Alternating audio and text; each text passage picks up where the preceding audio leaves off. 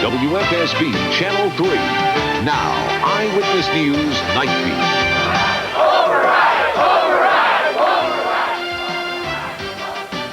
Good evening from Stamford to Groton. 16 cities and towns in all. Income tax opponents renewed their push to axe the tax today. Lawmakers were their target, those that could make the difference in an override to repeal.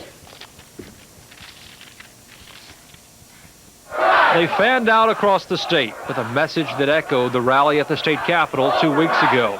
The idea behind Taxpayers Action Day: target the districts of lawmakers who supported the income tax.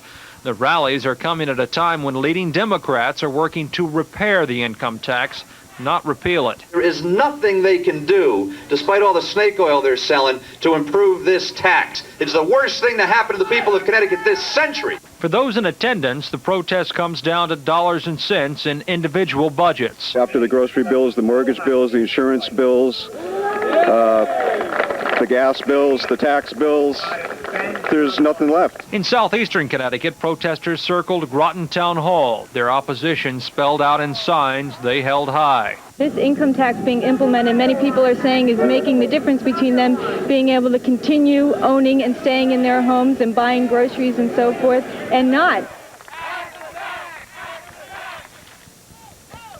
In Washington, D.C. today, an opportunity to protest against government waste and mismanagement. Across from the White House, they kicked off the second annual Tax Action Day. The National Taxpayers Union and Consumer Alert sponsored 200 rallies around the country, including those rallies here in Connecticut. Israel says it's received solid information that one of its 5 servicemen missing in Lebanon is dead. The information could mark a breakthrough in efforts to gain the release of Western hostages in Lebanon. Israel has said in the past that it wants word on its missing soldiers before releasing up to 300 Shiite Muslims. Meanwhile, the wife of American hostage Jessie Turner says she intends to take her husband's kidnappers up on their offer to visit her husband in captivity. Yesterday, the Islamic Jihad made the statement allowing the Turner family an organized visit. A few phone calls from friends, not much. I mean, asking me what I'm going to do. And I'm intended to leave in a few days, but I haven't buy the ticket yet. I haven't packed yet, but I will. The 44-year-old Beirut University professor has never seen his daughter Joanne, who was born 6 months after her father was kidnapped in 1987. She too is expected to visit her father. The invitations are out for the next week's Middle East Peace Conference, but Secretary of State James Baker is not putting odds on the success of the talks. Speaking in Madrid today, Baker sounded a cautionary note about expectations from the peace conference. Meanwhile, Israel's hardline housing minister, Ariel Sharon, is claiming Prime Minister Yitzhak Shamir has led Israel to the brink of disaster by agreeing to those talks. After prodding Palestinians to the Middle East Peace Conference table, PLO chief Yasser Arafat met with Syrian leaders today, hoping to bury years of animosity before historic peace talks begin with Israel. Arafat and a high-ranking PLO delegation began talks immediately after arriving in the Syrian capital today. It's Arafat's first visit in 3 years. In Killeen, Texas, they began the arduous task of burying the dead today from the worst mass shooting in American history. Funeral and graveside services were scheduled throughout the weekend for some of the victims of a gunman's massacre that left 23 dead and several others injured. A newspaper reports today a ticket to the movie Fisher King is found on the body of the gunman who shot at crowds in a restaurant in Texas. In the movie, a deranged man opens fire in a New York club. Former Klansman David Duke took the lead tonight in early returns from Louisiana. That free-for-all for the governor's race there. With 17% of the precincts reporting tonight, Duke has 34% of the vote. Former Governor Edwin Edwards, 30%, and incumbent Governor Buddy Roemer, 28%.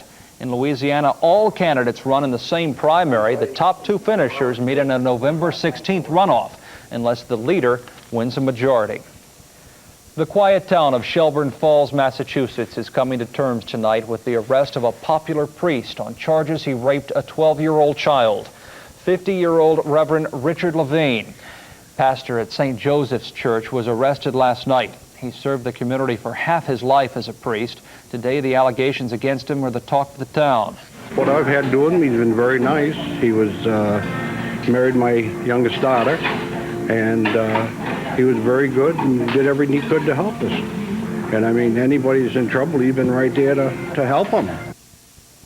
Investigators are saying very little tonight. Levine will be arraigned in court on Monday. 24 people were injured today by inhaling diesel smoke when their Amtrak train stalled in a New York tunnel near Penn Station.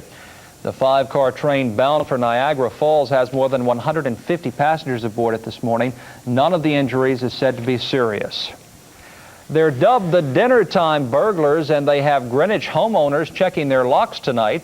They strike while residents are eating dinner, breaking into 5 homes in Greenwich and neighboring Westchester, New York. More than $100,000 in property, mostly jewelry, has been stolen so far. All of the homes were equipped with sophisticated alarm systems, but none was turned on.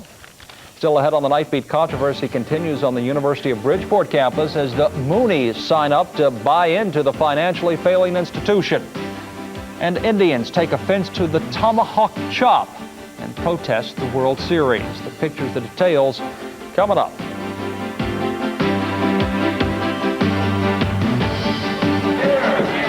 You're watching Channel 3 Eyewitness News NightBEAT, Southern New England's #1 newscast, with Jim Handley, Bruce DePriest weather, and Eric McClendon sports.